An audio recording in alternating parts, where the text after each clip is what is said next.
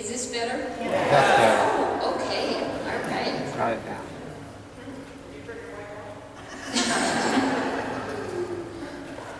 Let me start. Barbara Brown Taylor is our modern prophet today. We've been in a series where we look at how some of our modern prophets, which I honestly feel compelled to introduce you to along the way, how they embody the ancient wisdom that we have already learned. Now, she is quite modest in her biography on her webpage. She tells us only that she is now the professor of religion at Piedmont College in rural northeast Georgia. We know a lot more than that, however. She has been an Episcopal priest since 1984. She was one of the first women who were ordained after the Episcopalians decided to ordain women as priests. She's the author of 13 books, including 2 New York Times bestsellers, Learning to Walk in the Dark and An Altar in the World. She is a preacher of great note, and people travel for miles to hear her preach. And she's inspired women and men theology students alike in her quest for authenticity and honesty. Her books are connected to her life and to ours. And she and her husband live on a working organic vegetable farm in the foothills of the Appalachians with, as she describes it, wild turkeys, red foxes, 2 broken down quarter horses, and too many chickens. Today we'll look at her quest to establish a relationship with the dark. Sociologists and other people who study human behaviors have told us for decades that it is a very bad idea to teach children to be afraid of the dark. This leads to, among other things, inherent racism, even among peoples of color, and reinforces fear as a justification for hatred or mistrust of all things dark or things we can't understand. Sight-impaired people have asked us to stop referring to the negative side of things as darkness. In short, Taylor believes that some of our greatest spiritual and personal discoveries are ours to be had in the dark. Her book is a personal telling of the story of her growing friendship with the dark, and she invites us to come along. Now, many of you know that I love to tell stories as part or whole of the sermon. And many of you know that I just returned from the National Storytelling Festival in Jonesboro, Tennessee. I came away even more enamored with the story, both as an art form and as a passageway to truth that we might not otherwise hear. So you guessed it. I could not help but share a story with you today. There was once a young man who longed to become a great spiritual leader among his people. He was determined. He studied at the feet of great leaders, the shamans, the gurus, the theologians, and the mystics. He longed for recognition as the spiritual leader that he wanted to be. Now, we know that that isn't the way God chooses spiritual leaders. But the young man refused to believe that he was not called. The problem was, no one listened to him. It's hard to be a leader when you have no followers. So he set out on a journey to discover what was keeping him from attaining the station of spiritual leader. First, he traveled to a different land and spoke with all the leaders he could find. No one could tell him why his studies hadn't resulted in a following. He said all the right things, knew all the right holy verses to quote, and cut a striking figure when he was all dressed up in his leader clothes. Then he traveled to another land and another, but the result was always the same. No one could help him. One night he lay down in despair and finally drifted off to sleep. God, the Spirit, came to him in a dream. "Do you really want to know what is missing?" asked God. At that, the young man awakened and said, "Yes, Spirit, I do want to know." "No, I mean, do you really want to know?" asked God. God and the young man went back and forth like this for several moments, and finally the young man said, "What do you mean, do I really want to know?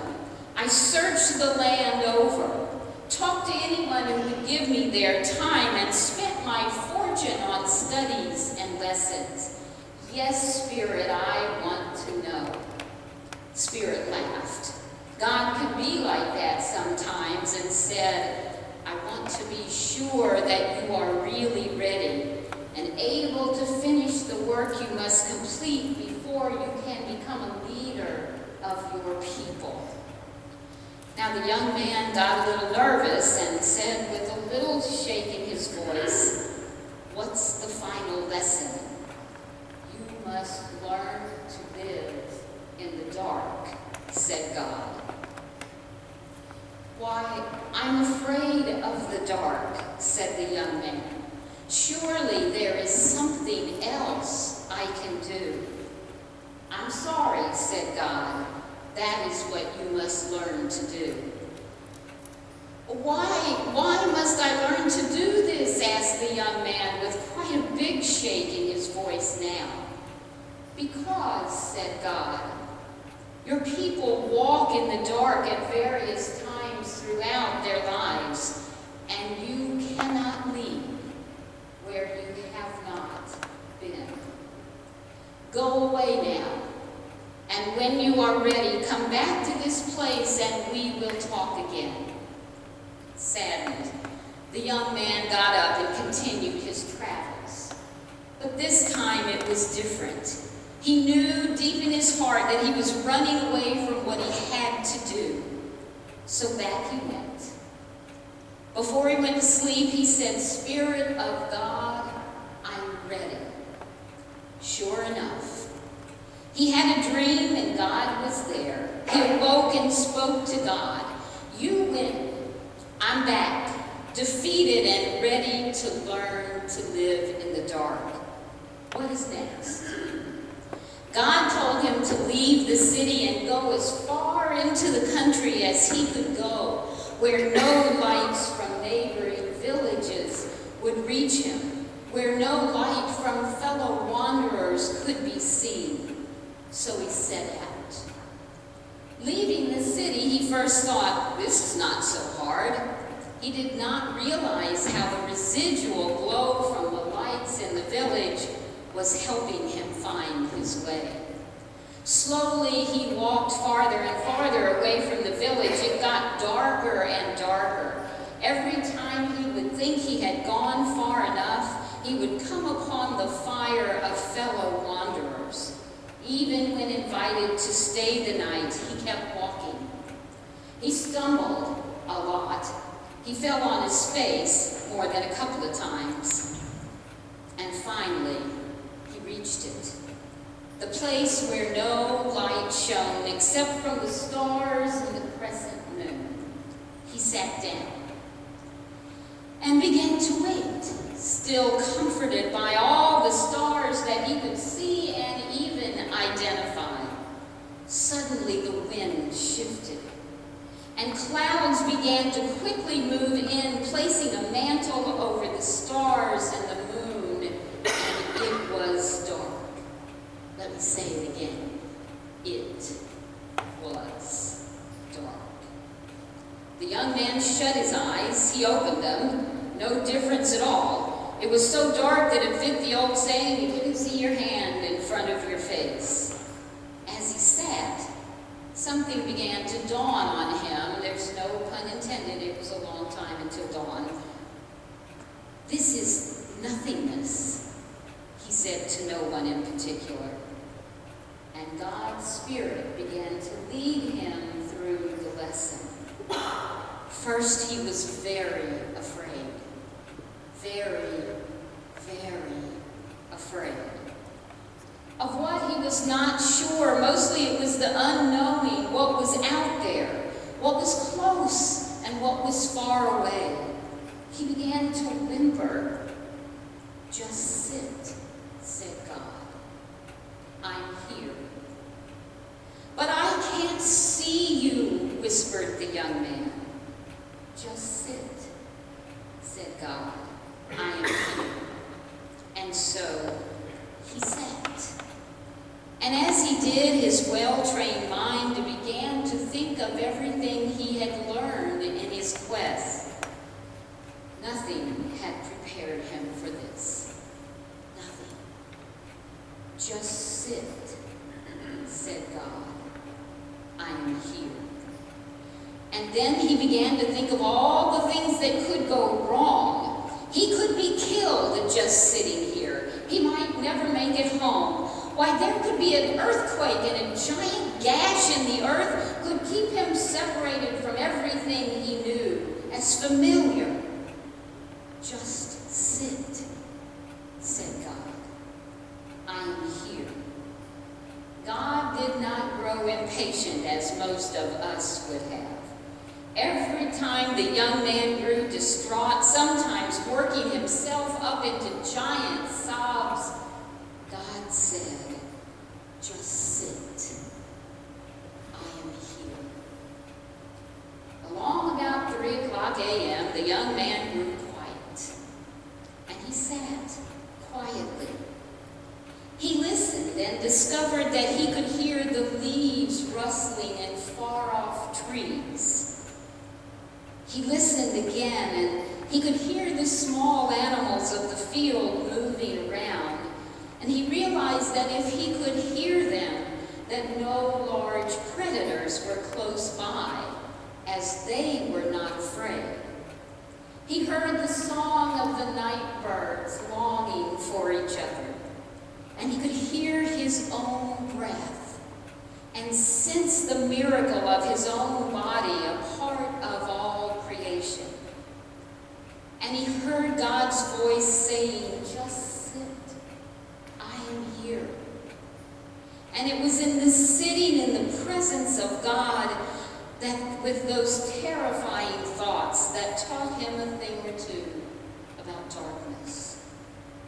And so he spent the rest of the night thinking of all the things he was learning about sitting in the dark of life. First, he learned that it was not inherently bad, as he had been taught. That in the darkness one found a side of God that one might not find in the light of day.